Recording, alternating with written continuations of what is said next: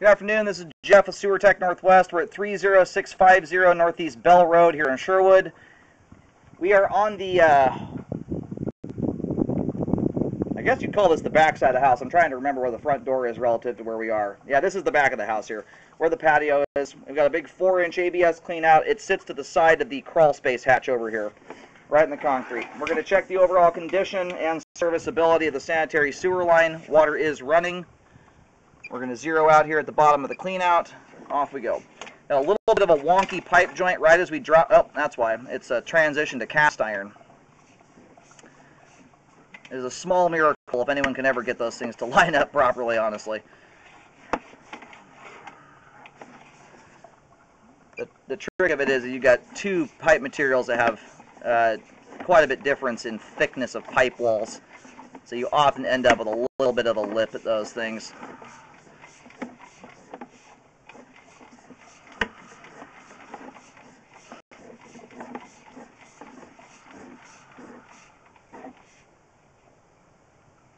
And this right here looks like where I'm going to locate here, because I think what we're doing right now is diving into the top of the tank, is what that's looking like.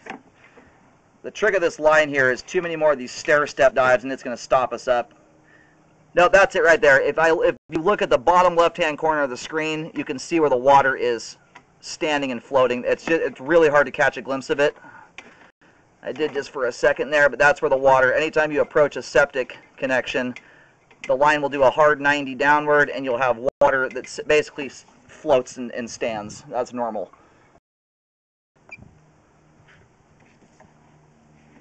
This is kind of a tricky one here to figure out.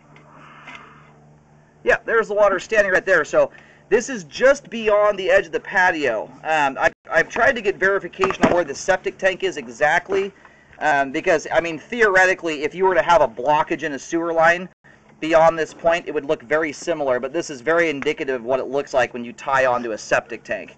Line does a hard 90, and immediately afterwards you've got the standing water, which we just saw there. I don't want to keep ramming past that turn. It's very hard on the equipment, these turns like this. But where I'm picking this up here is basically straight in line, straight shot out the back, and just into the gravel beyond the back patio. Alrighty, so where the line connects to the tank is rarely where the tank lid is. Usually the lid is depending on the size of the tank and the shape and orientation, anywhere from 4, 6, 8 feet beyond that point.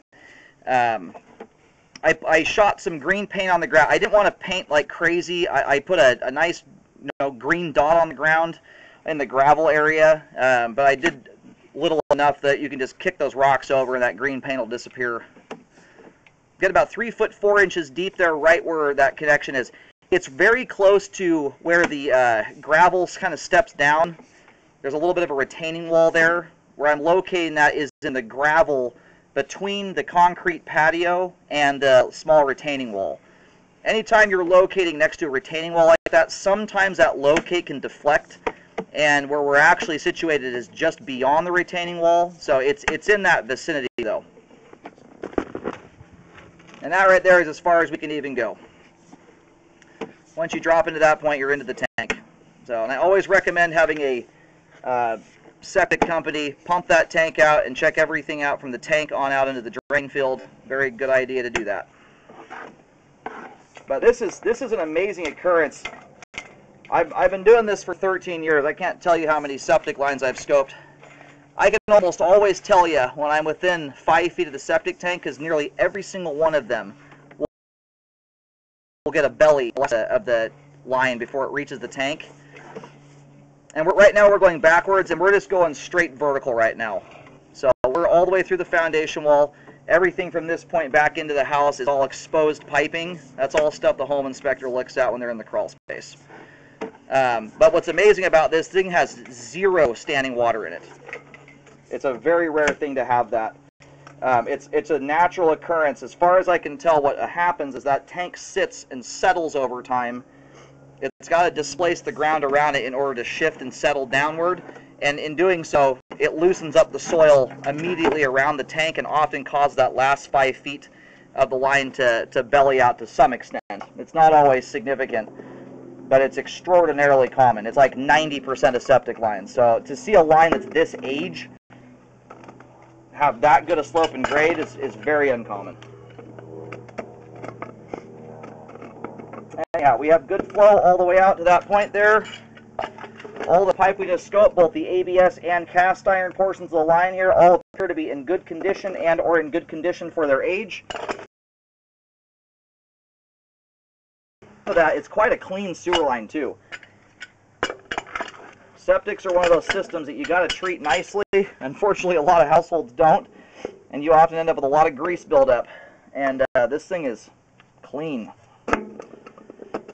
You might want to do a little bit of chisel work here around this clean out. I did a little, just enough of it to get the cap out, but it's kind of a beast.